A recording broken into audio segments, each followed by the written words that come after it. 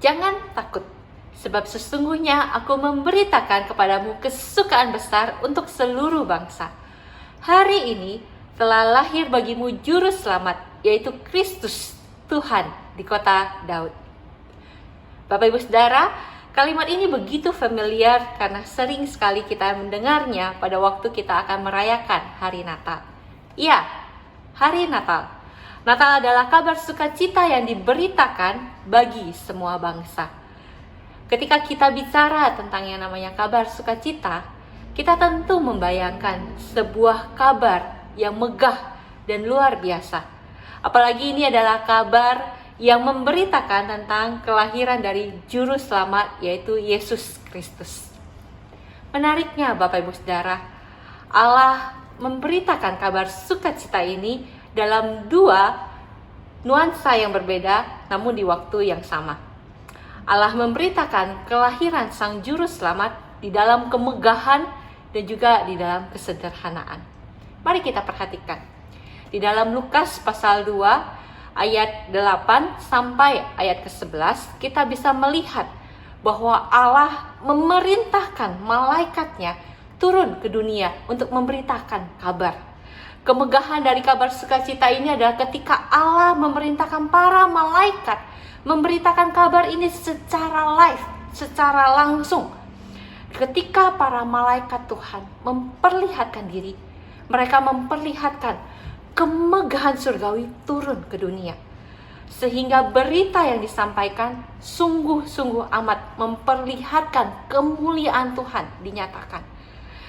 Namun Bapak Ibu Saudara, menariknya berita yang penuh kemegahan ini disampaikan kepada orang-orang yang sangat sederhana.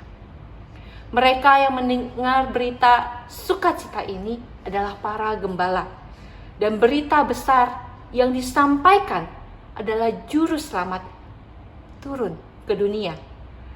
Tuhan yang mulia turun ke dunia, terbaring di sebuah palungan.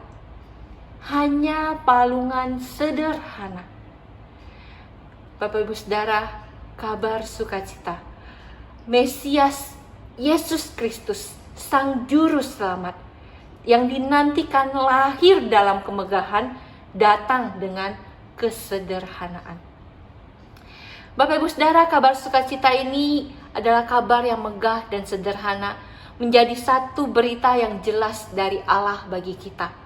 Bahwa Allah yang mulia meninggalkan kemegahannya untuk menyelamatkan manusia, bahkan yang paling sederhana, yang paling hina, dan yang paling berdosa. Bapak Ibu Saudara, ini tidak hanya berlaku bagi bangsa Israel. Kabar ini bukan hanya diberikan kepada mereka, tapi kepada seluruh bangsa di seluruh dunia. Maka tidak heran Bapak Ibu Saudara, kabar yang sudah disampaikan dari 2000 tahun yang lalu masih terdengar sampai hari ini. Kemuliaan Allah dan kesederhanaannya terus diberitakan bagi seluruh bangsa, bagi engkau dan bagi saya. Bapak Ibu Saudara, kabar sukacita ini tentu jangan sampai kita hanya simpan untuk diri kita sendiri. Namun marilah kita bagikan kabar ini kepada orang lain. Bagikanlah kabar ini kepada mereka yang belum mendengar bahwa Yesus Juru Selamat mengasihi mereka. Bagikanlah kepada mereka yang belum tahu bahwa Yesus Juru Selamat menebus dosa mereka. Bagikanlah kabar ini kepada mereka bahwa Yesus Juru Selamat hidup bagi mereka. Bagikanlah kabar ini kepada keluargamu, saudaramu, temanmu, tetanggamu, rekan kerjamu, orang-orang yang kau temui, yang kau tahu bahwa mereka belum mendengar kabar sukacita ini. Dan biarlah ini menjadi suara yang turut memberitakan kabar sukacita. Sehingga seperti yang para malaikat katakan, ini adalah kabar sukacita bagi seluruh bangsa. Kiranya Tuhan boleh menolong kita. Mari kita berdoa.